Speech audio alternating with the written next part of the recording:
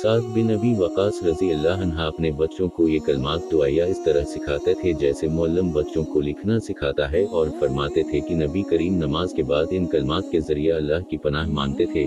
दुआ का तर्जुमा ये है, ऐ अल्लाह, बुज़दिली से मैं तेरी पनाह मांगता हूँ, इससे तेरी पनाह मांगता हूँ कि उम्र के सबसे जलील हिस्से में पहुँचा दिया जाऊँ, और तेरी पनाह मांगता हूँ मैं दुनिया के फितनों से, और तेरी पनाह मांगता हूँ कब्र के अज़ाब से।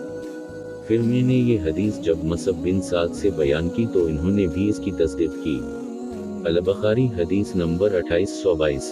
रसूल अल्लाह फरमाया करते थे, ऐ अल्लाह, मैं तेरी पनाह मांगता हूँ आजिज़ी और सुस्ती से, बुज़दिली और बुढ़ापे की ज़लील हुदूद में पहुँच जाने से, और मैं तेरी पनाह मांगता हूँ ज़िंदगी और मौत के फितनों से, और मैं तेरी पनाह मांगता हूँ कब्र के अज़ाब से। अल-बुखारी हदीस नंबर 2823। इस बाब में अबू उस्मान ने साद बिन अबी वक़ास रज़ी अल्लाह अन्हा से रिवायत किया है, मैं तलहा बिन उबैदुल्लाह, साद बिन अबी वक़ास, मक़दाद बिन मसूद और अब्दुर्रहमान बिन औफ़ रज़ी अल्लाह अन्हुम की सोबत में बैठा हूँ, लेकिन मैंने किसी को रसूल अल्लाह की हदीस बयान करते नहीं सुना। अलबत्ता तलहा रज़ी अल्लाह अन्हा से सुना कि वो उहद की जंग के मुतालिक बयान किया करते थे। अल-बुखारी हदीस नंबर 2824। और सूरह तौबा में अल्लाह ताला का इरशाद कि निकल पड़ो हल्के हो या भारी, और अपने माल से और अपनी जान से अल्लाह की राह में जिहाद करो, ये बेहतर है तुम्हारे हक में अगर तुम जानो।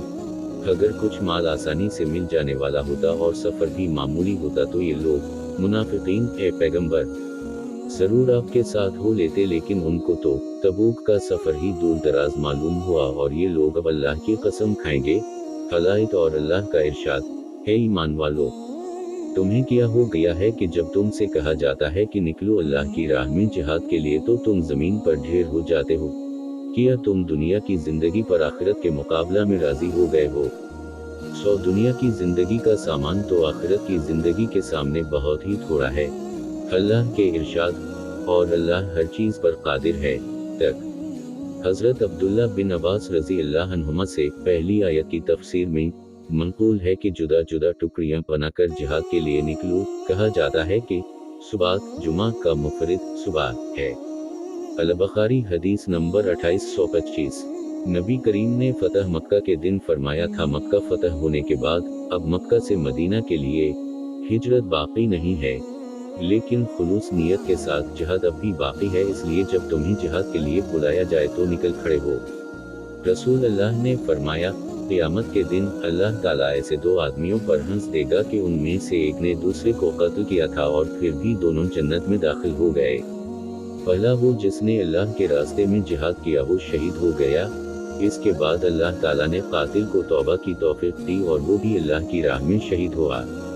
इस तरह दोनों कातिल व मक़तूल बिलाखिर जन्नत में दाखिल हो गए। अल-बुखारी हदीस नंबर 2826।